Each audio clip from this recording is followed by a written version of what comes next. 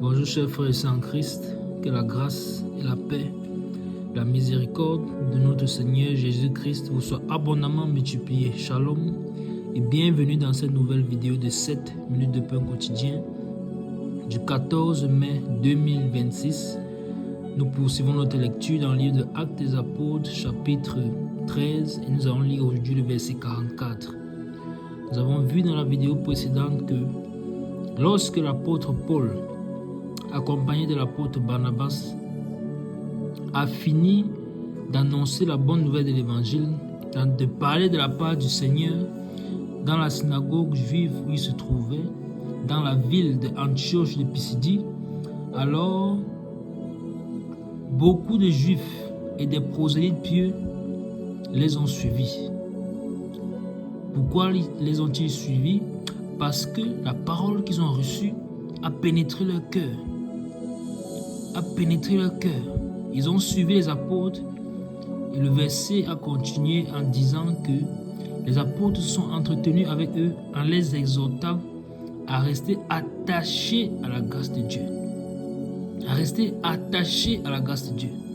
Voilà comment est-ce que nous avons fini la vidéo précédente, en nous exhortant nous également à rester attachés à la grâce de Dieu, puisque ce verset est tellement d'actualité.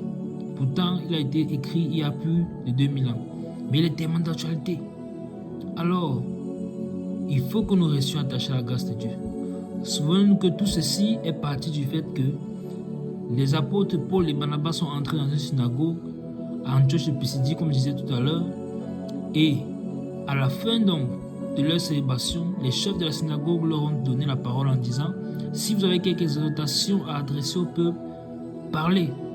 L'apôtre Paul s'est donc levé, leur a fait signe de la main et a commencé à leur expliquer les Écritures, en commençant par les pères dans la foi et en arrivant jusqu'au Seigneur Jésus-Christ pour leur démontrer que Jésus-Christ est le Messie, le roi d'Israël, celui-là qui devait venir et qui est venu accomplir la loi pour que l'homme n'ait plus à faire des rituels, mais que simplement par la foi en Jésus-Christ, par la foi à son œuvre, par la foi à ce qu'il a accompli en son nom, alors on obtient la vie éternelle, on revêt le vêtement de justice pour nous faire éviter la condamnation éternelle et plutôt hériter de la vie éternelle.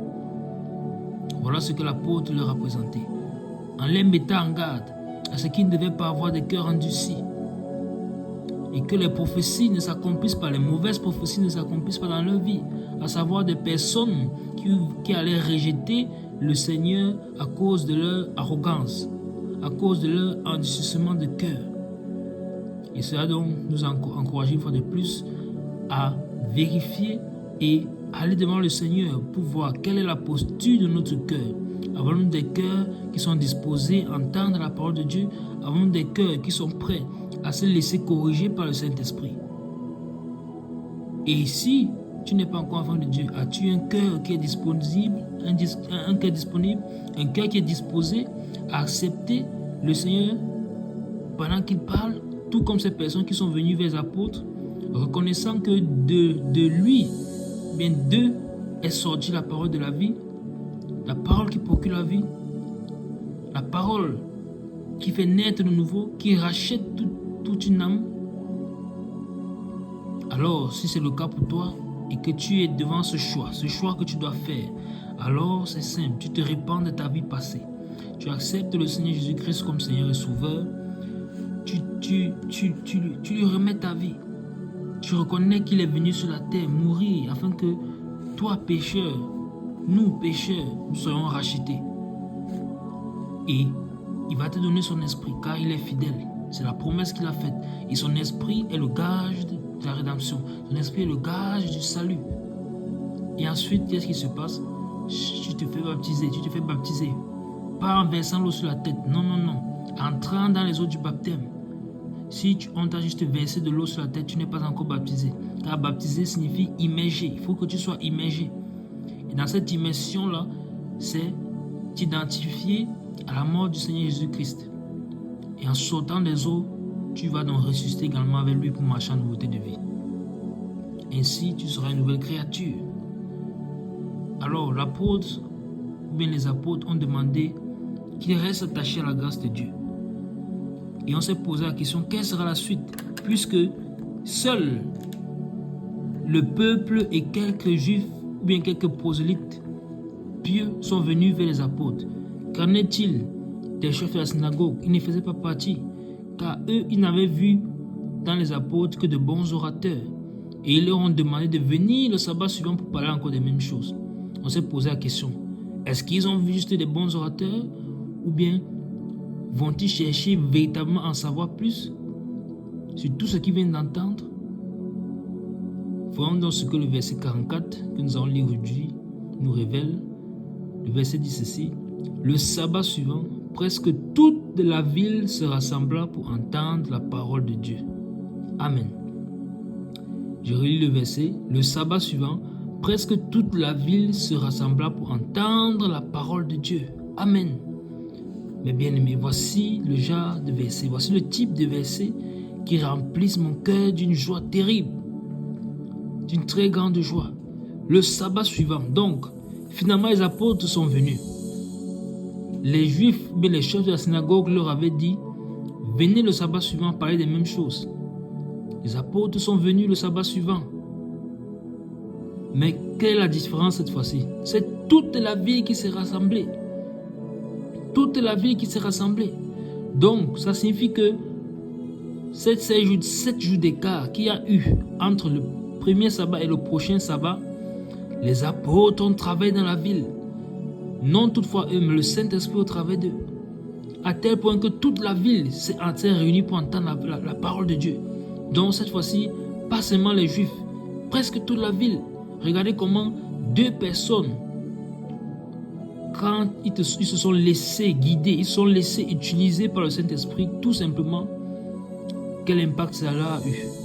Un impact terrible, au point que toute la ville, presque toute la ville, s'est rassemblée pour écouter la parole de Dieu. Merveilleux, merveilleux verset, merveilleux verset, merveilleux verset, merveilleux verset, merveilleux verset. Presque toute la ville s'est réunie. Donc non seulement eux, comme le Seigneur avait dit, allez et faites de toutes les nations les disciples, les baptisants. Et quiconque croira au nom du Fils de Dieu sera sauvé. Alors, c'est ce qu'ils faisaient. Ils faisaient des disciples qui eux-mêmes faisaient des disciples. Et en 7 jours seulement, la puissance de la parole avait atteint les cœurs. Ils se sont rassemblés pour parler de la part de Dieu. Et voici donc ces personnes, toute cette vie qui se rassemble pour écouter encore les paroles de la vie. Alors toi qui écoutes, une fois de plus, est-ce que tu as le même désir dans ton cœur que ces personnes qui se sont rassemblées pour écouter la parole de Dieu? Est-ce que tu as le même désir? Est-ce que quand tu écoutes la parole de Dieu, tu as le même désir? Est-ce que quand tu écoutes un message venant du Seigneur, véritablement, tu as le même désir dans ton cœur de venir entendre la parole de Dieu? Est-ce que tu as la même soif? Et là, je m'adresse particulièrement à nous qui sommes déjà enfants de Dieu. Ne perdons pas notre premier amour. Ayons cette même soif, ce même amour que nous avions lorsque nous avons cru, lorsque nous avons connu le Seigneur. Cet amour-là doit être dans nos cœurs. Nous devons toujours avoir cette soif de la parole de Dieu. La lire, la méditer. Les Écritures déclarent, le Seigneur Jésus-Christ a dit, l'homme ne vivra pas que de peu, mais de toute parole qui sort de la bouche de Dieu. Où se trouve-t-elle? Dans les Écritures, dans la parole de Dieu. Dans la parole de Dieu. Dans la parole de Dieu. Merveilleux verset une fois de plus. Mais, on a dit toute la ville. Est-ce que les chefs de la synagogue finalement font partie de ces personnes qui sont venues? Puisque presque toute la ville est venue. Font-ils partie de ces personnes? C'est ce que nous verrons par la grâce de Dieu dans la prochaine vidéo. Nous nous arrêtons là pour aujourd'hui. C'était tout pour les 7 minutes de bon coaching de ce jour. Que la grâce, la paix et la miséricorde de notre Seigneur Jésus-Christ vous soient abondamment multipliées. Shalom.